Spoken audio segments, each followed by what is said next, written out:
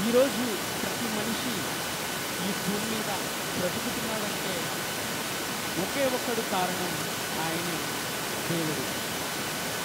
ఈరోజు దేవుడు అనుకుంటే ఈ భూమి మీదకి మనం వచ్చాం తప్పితే దేవుడు అనుకున్నాడు కనుక ఈరోజు మనం ఈ భూమి మీద నివసించగలుగుతున్నాం, ఆనందంగా ఉండగలుగుతున్నాం. దేవుడు అనుకున్నాడు, నా కుమారుడు ఈ భూమి మీదకి రావాలి, ఆ సంకల్పాన్ని భూమి మీద నెరవేర్చాలని దేవుడు అనుకున్నాడు కనుక ఈరోజు భూమి మీద మనం ఉన్నాం. భూమి మీద మనం ఉన్నాం, క్షేమంగా ఉన్నాం. మనం ఈరోజు ఉదయాన్నే కళ్ళు తెచ్చామంటే దేవుడు కారణం, మర్చిపోవద్దు ఎవరు కూడా. దేవుడే కారణం. దేవుడు నిరంతరం కోపపడేవాడు ఆయన. నువ్వు చేస్తున్నది ప్రతిదీ చూస్తున్నాడు ఆయన.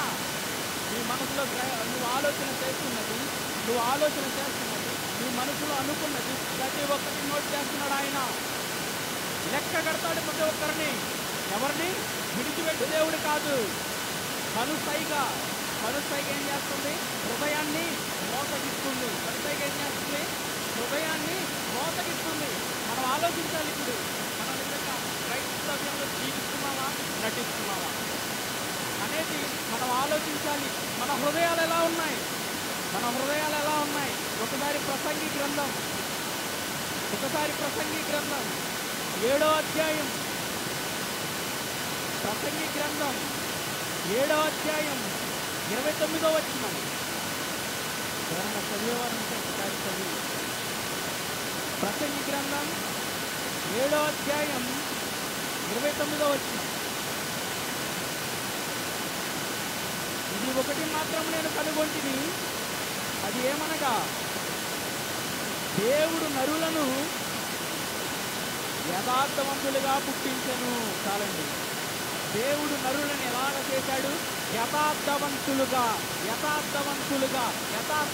అంటున్నాడంటే యోబు గారి గురించి చెప్పబడింది. ఏమని? లోకంలో ఈ భూమిలో యథార్థవంతుడిగా ఒకడు పిలవబడ్డాడు, ఆయనే యోబు. నీతిమంతుడిగా పిలవబడ్డాడు యోబు. ప్రతి దాంట్లో దేవునికి ఉన్నత స్థానం ఇచ్చాడు యోబు. ఎందుకు పిలువబడ్డాడు చెప్పండి? యోబు గారు దేవుణ్ణి విడిచిపెట్టలేదండి. ఆఖరికి భార్య ఎండవేయాలని చూసిన యోబు వెనకడిగేలేదండి. కురుపులు వచ్చేసినాయి, పిల్లల పిండితో పీక్కుంటున్నాడే కానీ దేవుణ్ణి విడిచిపెట్టలేదండి. ఆనాడున్న ఎందరో స్థానత్యాగం చేస్తే ఈ 66 పుస్తకాల గ్రంథం మన చేతుల్లోకి వచ్చిందండి. ఎందరో త్యాగం అండి ఇది. మీకు ఆపదలు జరగట్లేదు, మన ఎవరు కొరడాలతో కొట్టట్లేదు, రంపాలతో పోయబట్టలేదు. ఆనాడు పోయబడ్డారు, తలకాయలు సైతం నరికించుకున్నారు. ఎందుకో తెలుసా? ఈ బైబుల్ రావాలి కనుక, ఈ ఎదుట ఈ సువార్త వినబడాలి కనుక మారిపోవాలి ప్రతి ఒక్కళ్ళు. క్రైస్తవునిగా పిలవడం గొప్ప కాదు, కానీ లేఖానుసారంగా నీ జీవితం మార్చబడమే గొప్ప. క్రైస్తవుడిగా పిలవడం ఏమన్నది? ప్రతి వాళ్ళు క్రైస్తవులే అనుకోవడం పొరపాటే. ఎందుకంటే క్రైస్తవుడంటే క్రీస్తుని ధరించుకున్నవాడు క్రైస్తవుడు. క్రీస్తు లేఖనానుసారంగా బ్రతికేవాడు క్రైస్తవుడు. పౌలు గారు ఏమంటున్నాడండి? నేను క్రీస్తుని పోలి నడుచుకున్నాను, మీరు అది పోలి నడుచుకోండి. అంటే క్రీస్తానుసారంగా ఎవరైతే లేఖనానుసారంగా బ్రతుకుతారో అలాంటి వారికే పరలోకం ఇస్తానని దేవుడు స్టేట్మెంట్ ఇస్తాడు. ఒకసారి యోబు గ్రంథం 21వ అధ్యాయం, యోబు గ్రంథం 21వ అధ్యాయం 11వ వచనం.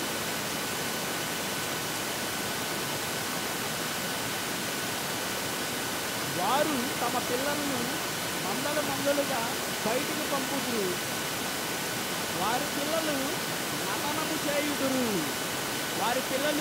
నటనము ప్రతి ఒక్కళ్ళు నటిస్తున్నారు. ఎక్కడా? సంఘంలో ప్రతి ఒక్కరు నటిస్తున్నారు. ఎవరో ఒకరు బాగా పాడతాడు ఈ వ్యక్తి అని పేరు పిలిచాడు అనుకోండి, ఆ వ్యక్తి గురించి ఏమనుకుంటారు మనసులో? ఎప్పుడు ఇతన్నే పిలుస్తారు, ఎప్పుడు ఈమెనే పిలుస్తారు.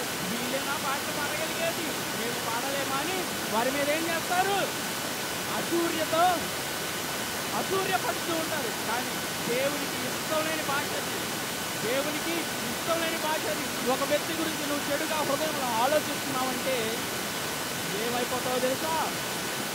నువ్వు నాశనానికి దారి చూపుతున్నావు అని అర్థం. ఒక వ్యక్తిని చూసి ఎప్పుడు అసూర్యపడకు, ఒక వ్యక్తిని చూసి ఎప్పుడు కుళ్ళుకోకు. ఎందుకంటే ఒక వ్యక్తి ఎదుగుతున్నాడంటే ఆ వ్యక్తిని కింద పడేద్దామని చూస్తే దేవుడు నిన్ను పడేస్తాడు, జాగ్రత్త. ఓ క్రైస్తవుడా, ఈరోజు వాక్యం వింటున్న నీవు క్రైస్తవుడిగా జీవిస్తున్నావంటే కారణం దేవాది దేవుడు క్రీస్తు అనే ఒక వ్యక్తి మన కోసం ప్రాణం పెట్టి బలైపోయాడో తెలుసా? ఎందుకో తెలుసా? మీరు ఒక పాపి నిమిత్తం ప్రాణం బద్దులమై ఉన్నాం.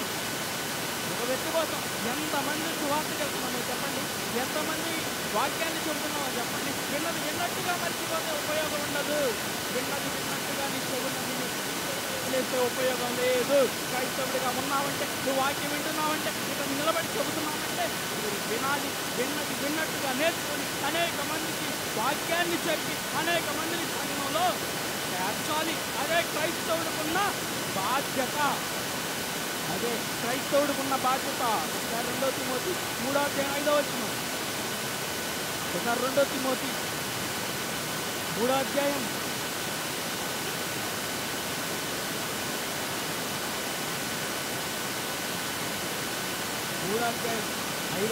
2 తిమోతి. పైకి భక్తి గలవారై ఉండియు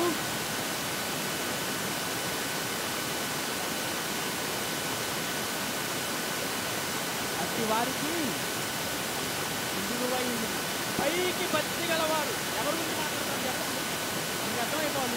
పైకి భక్తి గలవారై ఉండియు ఎవరి గురించి? మన గురించి అండి. పైకి భక్తిగా నడుస్తున్నామేమో ఒకసారి ఆలోచన చేయాలి.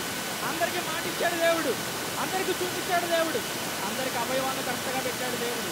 అవయవాలు కరెక్ట్గా ఉండి, కళ్ళుండి చూడక, చెవులుండి వినక, ఇవన్నీ చేయకపోతే మీరు ఏమైపోతారు తెలుసా? మోసపోతారు. నిత్య నరకాగ్ని గుండానికి జారిపోతాడు.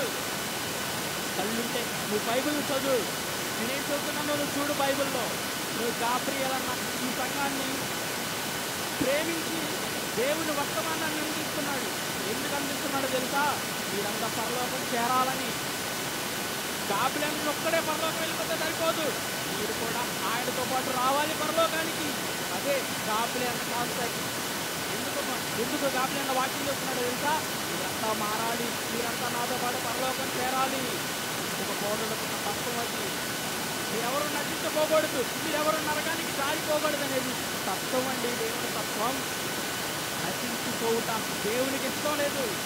ఈరోజు అనేక మంది నశించిపోతున్నారు. ఒక వ్యభిచారానికి బానిస అయిపోతే, ఒకరు తాగుబోతుకు బానిస అయిపోతే, ఒకరు దొంగతనానికి బానిస అయిపోతే ఇలా మారిపోతున్నారని జనాంగం. ఎంతమంది కుర్రోళ్ళు పెరిగిపోతున్నారు తెలుసా? ఎంతమంది వేషధారానికి అలవాటు పడుతున్నారు. ఈరోజు గంజాయి మార్చేస్తుంది ఎవరిని? కుర్రవారిని. గంజాయి తాగిన ఉన్నారు చూడండి, వాడు ఏం చేస్తాడు? ఇదే డైలాగ్ వాడు మాట్లాడుతుంది. అది నేర్పిస్తున్నారు. ఈరోజు తల్లిదండ్రులు కూడా ఎలా ఉన్నారు తెలుసా? తల్లిదండ్రులు కూడా పిల్లల్ని క్రమశిక్షణ పెట్టే వారిగా లేరండి. దేవుడు ఏమంటున్నాడు? వాళ్ళు నడవడం వారికి నేర్పు, వాడు పెద్దవాడైనప్పుడు దాని నుండి తొలగిపోడు. ఎందుకని చిన్నతనం నుంచి దేవుని మాటలు నేర్పించి దేవుని భయభక్తుల్లో పెంచితే వాడు పెద్ద అయిన తర్వాత దాని నుండి తొలగిపోడు. మనం నిరంతరం దేవుడు దేవుడు దేవుడు దేవుడు దేవుడు దేవుడు అని స్మరిస్తే చాలదు. దేవుడి కోసం నిలబడే ముందడిగేసే క్రైస్తవుడిగా ప్రతి వాడు రోషం కలిగి దేవుని కోసం బ్రతికే వాడే క్రైస్తవుడు. రాబోయే రోజులు చెప్పలేము. క్రైస్తవుడని చెప్పుకుంటే చంపేస్తారంట.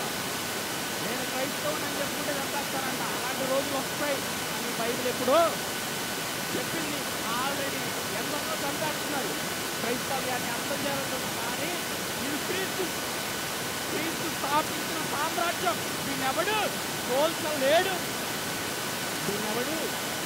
ఎందుకంటే ఇది క్రీస్తు స్థాపించిన సంఘం. ఈ సంఘం అలా మాట్లాడే ప్రతి ఒక్కడు ఒకనొక రోజు యేసు క్రీస్తే నిజమైన దేవుడు. ఆయన ఎదుట మోకరించి చెప్పే రోజులు ముందున్నాయి. ప్రతి ఒక్కళ్ళు మనం లేఖనానుసారంగా మన ఉన్నతమైన పరలోకానికి చేరాలని ఈ మాటలు ఇంతటితో ముగిస్తూ మీ అందరికీ యేసుక్రీస్తు నామంలో వందనాలు తెలియజేస్తున్న మాటలు ముగిస్తున్నాను. ప్రార్థన